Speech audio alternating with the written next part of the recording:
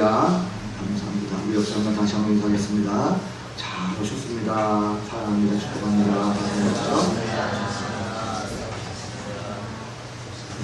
감사합니다. 오늘도 비록 날씨가 폭염이라 할지라도 하나님께서 밝은 것이셔서 일주일에 나오게 될 줄 믿습니다.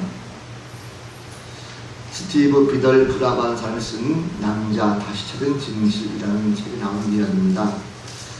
어떤 아들이 아버지와의 사이가 굉장히 더럽습니다. 오랫동안 아버지를 만나지 못해가지고 굉장히 서먹서먹한 이런 상태가 됐습니다. 그래서 그것을 좀 메꿔보려고 큰 마음을 먹고 장거리 전화를 겁니다.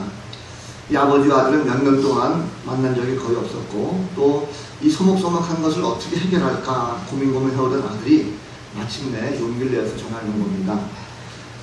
때르릉 하고 전화하는데 아버지가 전화를 받았어요. 그랬더니 아버지 그동안 안녕하셨어요?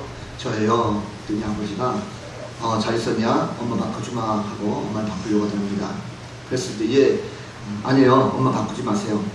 아버지하고 얘기하고 싶어서 전화를 걸었거든요. 그 소리 듣자마자 잠시 동안 침묵이 흘렀습니다. 그러다가 아버지가 말했어요. 왜 돈이 떨어졌냐? 아니요. 돈 때문이 아니에요. 그 말 뒤에 아들은 미리 연습을 했음에도 불구하고 자신이 없는 목소리로 말을 이었습니다.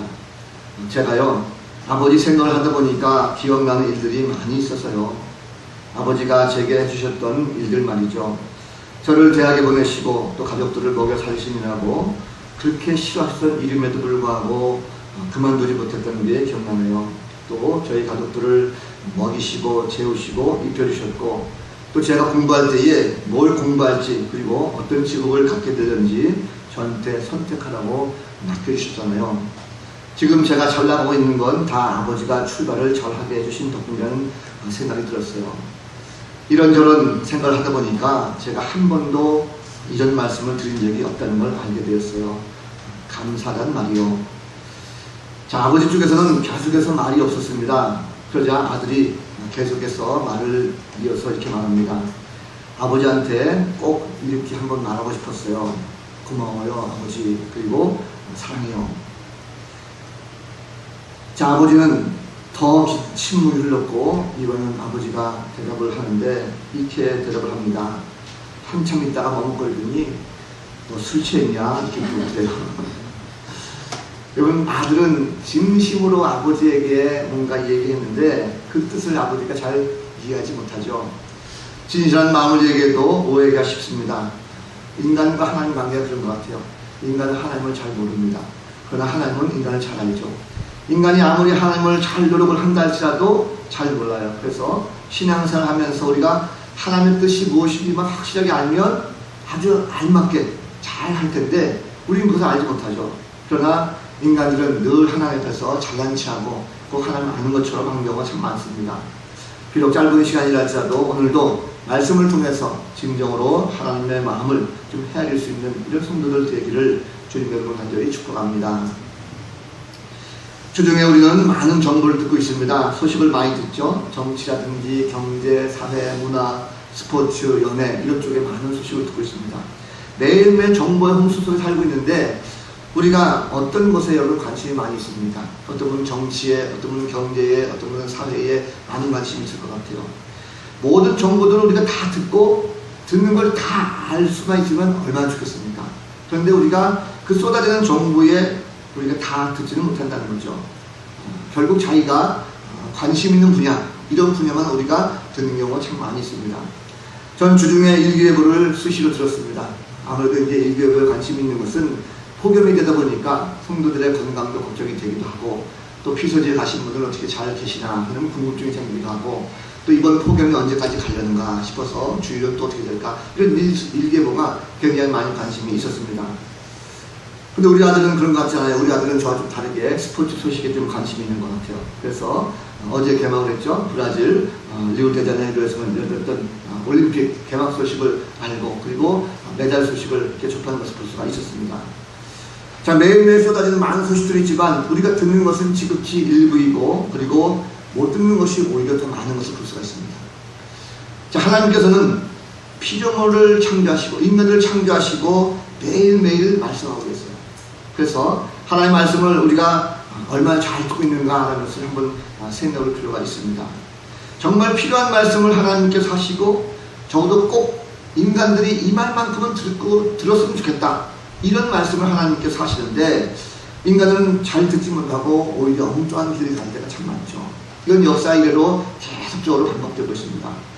그래서 하나님께서는 이러한 일이 생길 때마다 사람을 들어서 사용하시고 그에게 말씀을 전하셔서 백성들에게 말씀을 선포하게끔 해주십니다.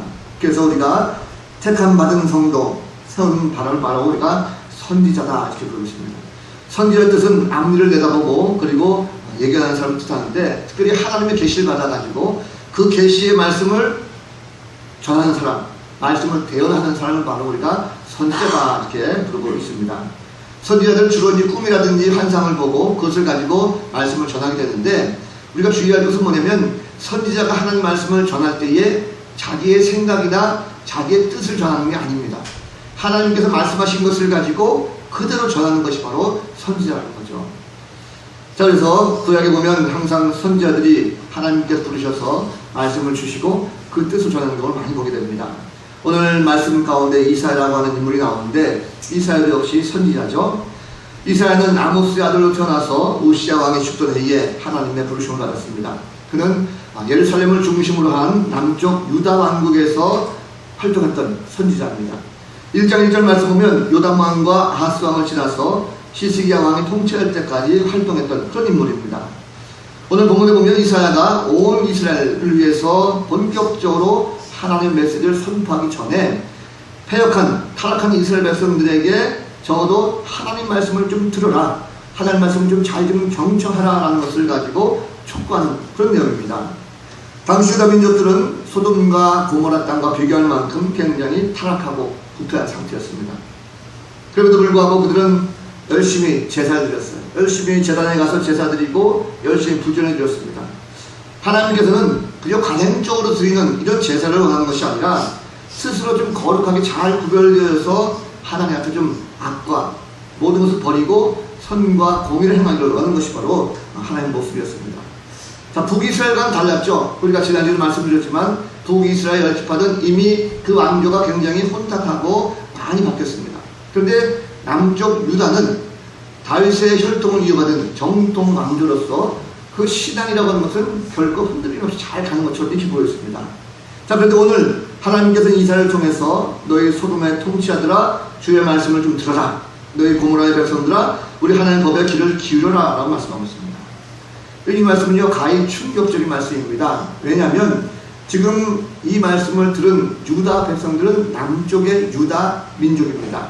다시 말하면 북쪽 이스라엘과는 아주 대두된, 아주 다윗의 혈통을 잘 이어받은 철저한 신앙을 가지고 있었던 그런 계급층이라는 것입니다. 말씀을 안 들은 적이 없습니다. 하나님 말씀하시면 이들은 늘 말씀을 들었어요. 항상 하신 말씀들 다 들었습니다. 자, 보면 제사를 잘 드리라고 해서 이들은 제사를 잘 드렸습니다. 안식일 뿐만 아니고 정해진 매 절기 때마다 항상 꼬박꼬박 올라가서 제사를 다 드렸어요. 뿐만 아니고 제물도 드리라 했을 때에 좋은 것을 드렸습니다. 짐승을 드릴 때는요 아주 좋은 놈으로, 살진 놈으로 잡아가지고 아주 정성껏 번제를 올려드렸습니다. 그리고 곡식을 드릴 때는 아주 알이 굵은 그런 좋은 것으로 하나님께 드렸다는 거죠. 인색하게 드리지 않았습니다. 오늘 말씀 보니까 아주 푸짐하게 매번 드릴 때마다 풍성하게 드렸어요. 자, 기도는 또 얼마나 많이 했습니까? 기도는 정성껏 기도하기 위해 가지고요 제단에 올라가서 손을 높이 들고 하나님 앞에 간절하게 기도하는 그런 모습이 있었습니다. 시시각각 기도하는 정도, 불을 켜게 기도하기도 하고, 이 성전 앞에 모여서 제사하기 위해 가지고 비록 멀리 있는 지역 사람이라 할지라도 때가 되면 성전에 다 모여가지고 예배드리고 제사드렸던 이들의 모습을 찾아볼 수가 있습니다. 다들 기분 좋게 제사드렸죠. 한마음으로 제사드렸다라고 기뻐했습니다. 자, 여러분, 최선을 다해서 제사드리고 좋은 것을 제물도 드리고 시시각각 기도하면서 하나님을 섬긴다고 정말 최선을 다해서 섬긴 거예요. 다윗의 정통성을 가지고 북이스라엘과 달랐습니다. 북이스라엘은 혼혈족이잖아요. 그런데 남쪽 유다는 아주 하나님의 선민으로서 택함받은 백성으로서의 최선을 다해서 아주 자부심을 가지고 제사를 드렸던 그들 모습을 찾아볼 수가 있습니다. 자, 그런데 오늘 말씀에 하나님께서 말씀을 듣지 않는다고 하면서 제발 좀 말씀 좀 들어라, 하나님 법에 좀 귀를 기울여라 하면서 소돔과 고모라에 비교하고 있습니다. 소돔과 고모라는 어떤 땅입니까? 한마디로 말하면 타락한 땅이죠. 거기에 동성애가 많이하고 거기다가 또 여러가지 아주 음탕한 일들과 여러가지 하나님 보시기에 어마어마한 범죄의 지역이기 때문에 불과 유황으로 심판하신 땅이 바로 소돔과 고모라입니다. 의인 10명이 없어가지고 하나님께서 심판 땅이 바로 소돔과 고모라 땅이라는 거죠. 그런데 그 땅의 사람들과 비교하면서 너희들이 그들과 다를 바가 없다는 말씀하시니까 이 유다민족 백성들은 깜짝 놀란 것입니다. 이사야가 이 말씀을 선포했을 때 어떻게 했어요? 저놈의 자식이 우리가 열심히 이렇게 잘하고 있는데 우리 보고 소돔과 고모라하고 비교하다니 하고 어쩌면 돌로 쳐 죽이겠다는 걸 했을지도 모르겠습니다. 그리고 잘하는 눈에 보이는 것은 다 외형적인만 보이고요. 다 좋게 보입니다. 아, 이게 다구나라고 착각할 때가 있어요. 그런데 하나님은 그렇지 않습니다. 하나님은 인간이 아니고 신이십니다. 적어도 인간 마음속 깊은 곳에 감춰져 있는 모든 마음까지도 다 알고 계시고 주님은 그 신실한 마음 가운데에 순수하기를 원하는 걸 볼 수가 있습니다. 자, 유대 백성들 한번 생각해 보십시오. 최선을 다해서 자기가 제사 드렸어요. 항상 좋은 것을 제물도 드리고 각종 절기 행사 때마다 성전까지 올라와서 기도 드렸습니다. 열심히 제사 드렸어요. 그럼에도 불구하고 하나님께서 자꾸 이스라엘 백성들에게 말씀을 들으라, 법의 귀를 기울여라 말씀하시니까 도대체 그러면 이들의 행위가 뭐가 잘못됐는가 하는 것을 한번 짚어볼 필요가 있다는 것이죠. 도대체 이게 뭐가 잘못됐습니까? 하나님 말씀을 듣는 백성들은요, 하나님 말씀을 잘 새겨보시기 바랍니다. 하나님 말씀 가운데 특별히 경건의 모양이 아니라 실제 삶을 통해서 경건의 능력이 나타나야 된다는 것을 우리에게 말씀하고 있습니다. 자, 보시면 유다 백성들은요, 나름대로 종교적인 의무를 충실하게 잘 이행했습니다. 그들 하나님께 많은 예물 드렸어요. 순양과 살찐 짐승과 숫송아지 어린 양, 순념소를 하나님께 바쳤습니다. 각종 절기 다 준수했어요. 자, 이 정도면 누가 보더라도 야, 1년 360일 하나님하고 약속한 그 모든 절기 때마다 가서 제물 드리고 기도하고 제사 드리는 이 모습만 보더라도 야, 저 사람들 참 신실하구나 라고 할 수가 있을 거예요. 그런데 과연 그들의 모습이 진정 그렇게 보이느냐는 것입니다. 그럼 어떻게 생각하십니까? 과연 그랬을까요? 그것은 그들만의 착각이었다는 거죠. 왜냐하면 그들은 많은 사람들 볼 때 정말 신실해 보였습니다. 그런데 정말 경건하고 거룩한 백성이었을까? 그것이 아니라 그들 손에는 피가 가득했다라고 성경을 하고 있습니다. 21절 이하의 말씀 보면 그들은 마치 창기와 같았고 살인자들이었으며 도둑과 짝하고 뇌물을 사랑하고 예물을 거했다 말씀합니다. 즉 다시 말하면 그들은 온갖 악을 다 행하였으면서 불구하고 종교적 행위에 대해서만큼만 자신들을 경건하게 거룩하게 드러내는 그 모습 가운데 있었습니다. 자, 그들은 한 주간 동안 세상에 나가서 각종 악을 다 행하고 그리고 절기 때마다 성전을 와서 거룩한 척 아주 경건한 척 예배를 드리는 그들의 모습이 있었다는 것입니다. 하나님께서 이러한 사실 통해서 우리에게 무슨 말씀하실까요? 경건의 능력이라는 것은요, 우리가 갖추지 못한다 할지라도 경건의 모양만 가지고도 얼마든지 제사를 포장할 수 있다는 것을 우리에게 말씀하고 있습니다. 다시 말하면 모양새만 화려한 거죠. 내가 이만큼 이렇게 하니까 나는 얼마나 잘하는가라고 아주 화려하게 겉모습만 치장하는 이 모습이 그들 가운데에 있었다는 것입니다. 이런 인물들은 우리 잘 아시다시피 예수님 당시에 바리새인들이 있죠.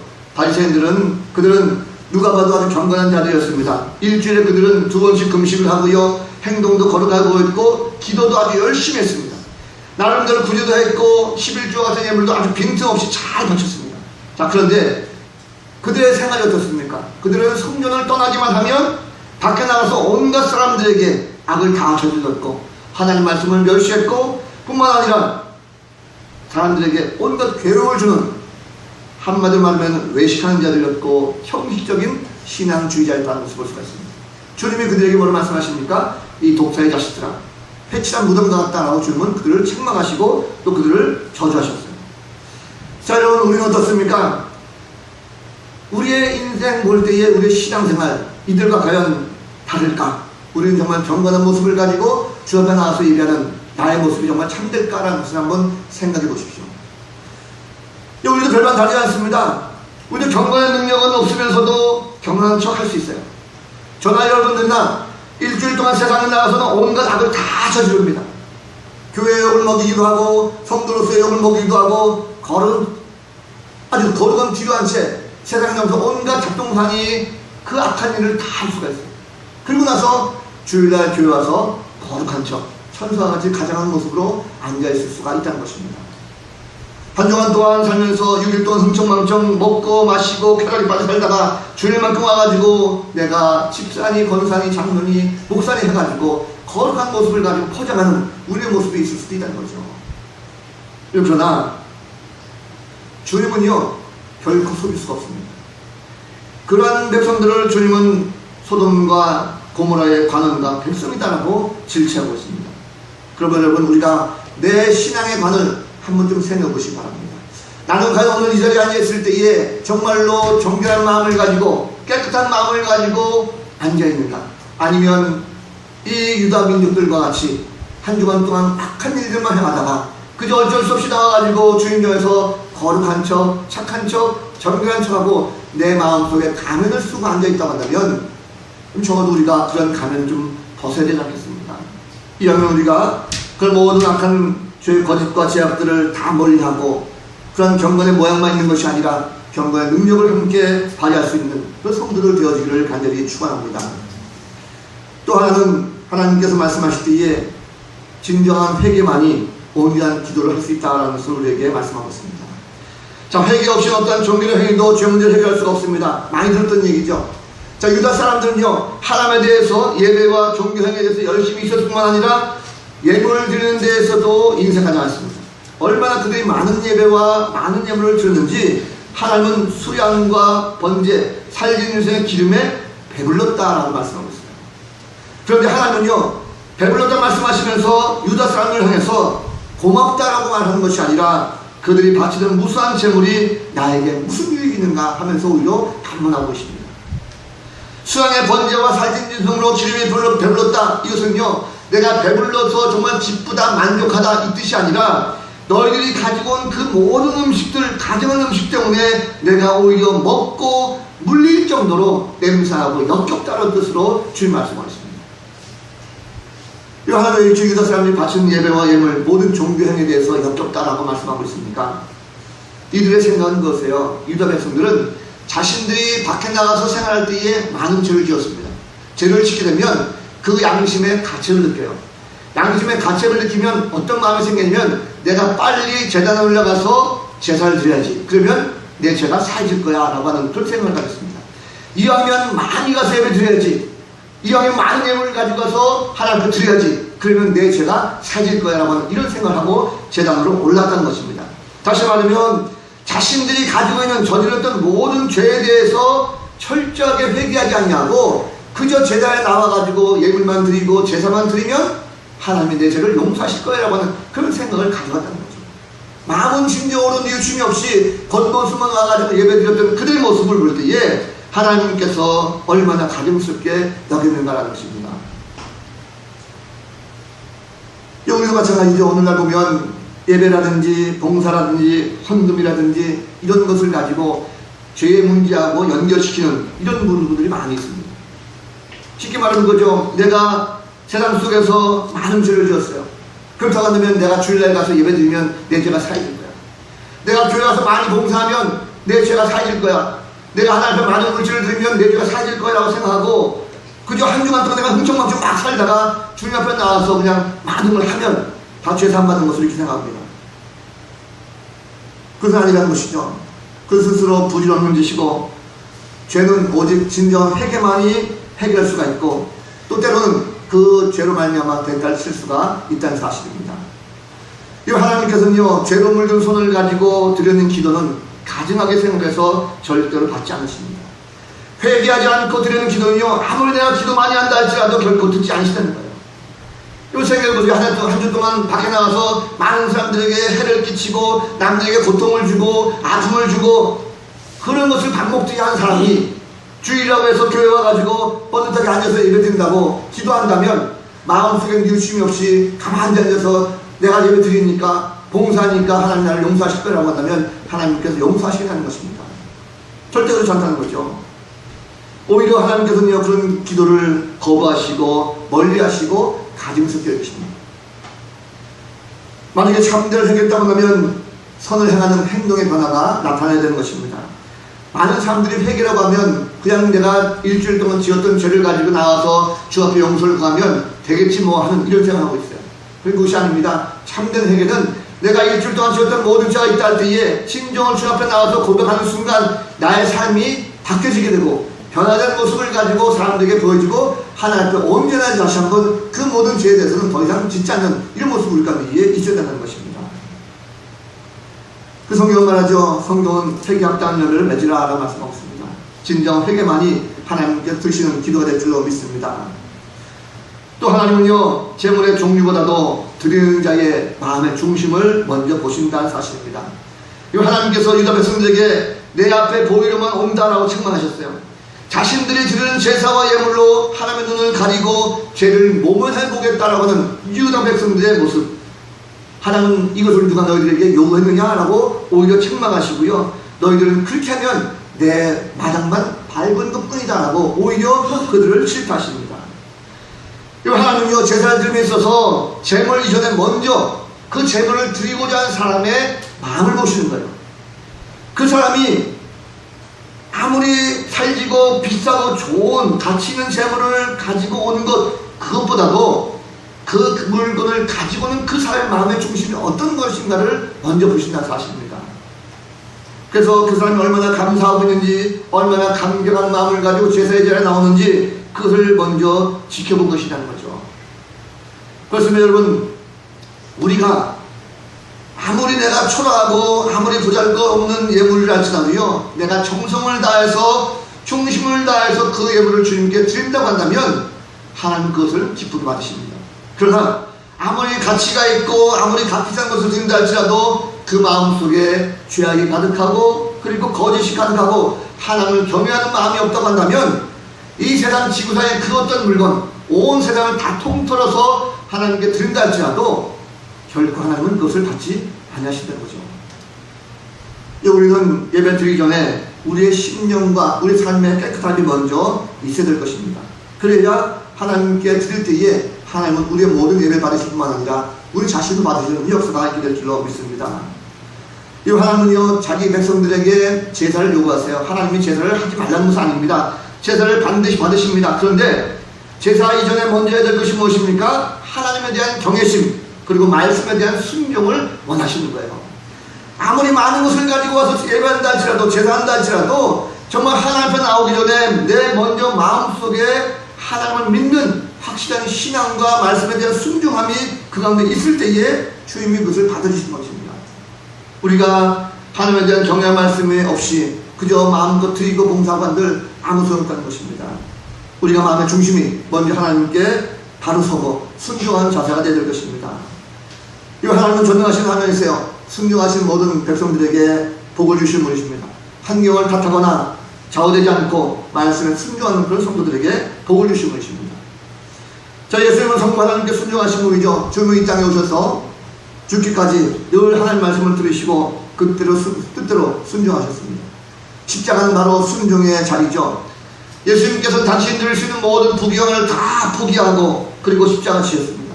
우리의 모든 인류의 죄를 구원하시기 위해서 십자가를 지시고 죽기까지 순종하신 예수 그리스도, 그분을 우리는 닮아야 될 줄로 믿습니다. 순종이라는 단어는요, 히브리어를 보니까 쉐마라고 되어 있어요. 쉐마. 이것은 듣다라는 뜻입니다. 들으라 뜻이죠. 청종하다, 유의하다, 그 관심을 가지다, 듣는 것을 이해하다, 복종하다, 이런 뜻이 있어요. 결국 내가 저 사람에게 순종한다라는 것은요, 그 사람의 말을 듣는 것입니다. 잘 듣는 거죠. 그분이 말을 할 때에 내가 관심을 가지고 잘 듣고 그 뜻을 이해하고 그 뜻대로 행하는 것, 이것이 바로 순종입니다. 다시 말하면 우리가 하나님께 순종한다, 이런 것은요, 하나님의 말씀을 듣는 것입니다. 말씀을 듣고 말씀에 귀를 기울여서 아, 하나님 뜻이 이것이구나 라는 것을 우리가 안다고 한다면 그 말씀대로 행동하는 것, 하나님 뜻에 맞춰서 실천에 옮기는 것, 이것이 바로 순종이라는 거죠. 우리는 성도로서 하나님께 순종하는 삶인 줄로 믿으시기 바랍니다. 그렇다고 한다면 우리가 하나님 말씀에 순종하고 하나님 뜻에 맞춰야 되는 거죠. 내 뜻에, 내 행동에 맞추는 것이 아니라 하나님 뜻에 맞춰가는 이런 삶이 우리 가운데 있어야 될 것입니다. 어떤 가정에 한 며느리가 있었는데 이 며느리가 고민이 있었어요. 어떤 고민이냐면 자기 친정하고 시댁이 같은 기독교를 믿고 있었습니다. 예수를 믿었는데 가만히 보니까 자기 친정은 잘 안 되는데 시댁은 잘 되는 거예요. 같이 예수를 믿는데 왜 시댁은 잘 되고 친정이 안 될까? 근데 보니까 오히려 친정은요 신앙생활을 아주 잘 했습니다. 근데 자기가 볼 때 시댁은 오히려 제대로 신앙생활을 잘 못했어요. 왜냐하면 과거에 다른 종교도 가지고 있었고 또 여러 가지 볼 때 여러 가지 실수가 많은 것 같아요. 그런데 왜 하나님께서는 오히려 친정을 보관 주시고 시댁을 복 주실까라고 고민돼가지고 어느 목사님께 찾아가서 상담했다고 합니다. 그때 이 목사님이 하신 말씀이 이렇게 말씀하셨어요.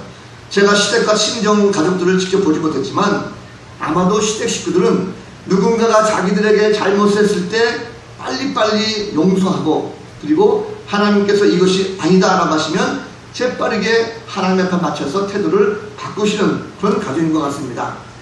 반면에 친정 식구들은 신앙생활은 열심히를 하지만 무언가 마음에 미움이 있을 때 그것을 빨리 풀어버리지 않고 또 하나님의 말씀을 들려올 때도 자세를 빨리 바꾸지 않고 자기 생각대로 가는 것 같습니다 라고 얘기하자는 거죠. 이 며느리가 목사님 말씀이 맞다라고 고백했다는 것입니다.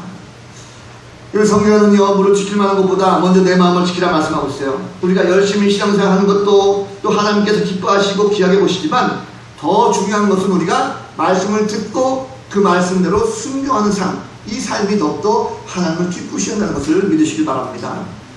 순종하는 사람은요 하나님 말씀을 듣습니다. 인간의 생각을 듣는 것이 아니라 하나님의 음성을 듣는 거예요. 내 생각을 버리고 하나님의 뜻을 묻고 하나님의 뜻대로 행하는 것입니다. 예배를 드리기 전에 봉사하기 전에 항상 하나님 말씀을 듣고 행하는 성도가 되는 것입니다. 우리는 잘 듣지 못해요. 그러다 하나님께서 우리의 모든 영적 길을 열어주셔서 하나님 말씀을 잘 듣게 해주십니다. 세상의 유혹과 쾌락 속에 빠지지 않도록 늘 길을 열어주세요. 우리가 말씀을 듣고 말씀을 실천하는데 부담 생기지 않도록 우리 마음을 열어주십니다. 순종하는 성도는요 예배라든지 봉사라든지 물질이라든지 이런 거 드릴 때 구애받지 않아요. 있는 것 정성을 다해서 기뻐하고 내 몸 다하는 날까지 충성하고 이것이 바로 순종하는 성도들의 모습이라는 것입니다. 형식적인 신앙이 아니라 내 삶의 구체적인 열매가 많이 나타나는 그런 신앙의 삶을 살 수가 있다는 사실이죠. 늘 예배가 즐겁고 말씀을 순종하는 것이 얼마나 기쁜 것인지는 항상 느끼고 있습니다. 수시로 기도하고 또 자신을 돌아보고 하나님의 음성을 들으려고 노력하고 있습니다. 자, 오늘도 돌아보니까 8월이 시작됐어요. 아직도 더위가 가시지 않았습니다. 사실 가족들이 휴가 계획하고 또 멀리 가 있는 분들도 많이 있으리라 생각이 듭니다. 날씨가 덥다 보면 어떻습니까? 아무래도 몸과 마음이 많이 처지기 시작하죠. 몸도 피곤하고 나른해서 사실 신앙생활이 이럴 때 굉장히 나태해지고 게을러지기가 있습니다. 그러다 보니까 하나님의 음성을 듣기보다는 세상 쪽으로 나가서 뭔가 편하게 쉬고 싶고 놀고 싶고 하는 것이 바로 우리의 모습입니다. 그러나 우리가 이런저런 핑계를 대고 더위 때문에 신앙생활에 게을리하고 있다고 하면 이제는 좀 더 우리가 회복할 때가 되지 않았나라는 그런 생각을 해보게 됩니다.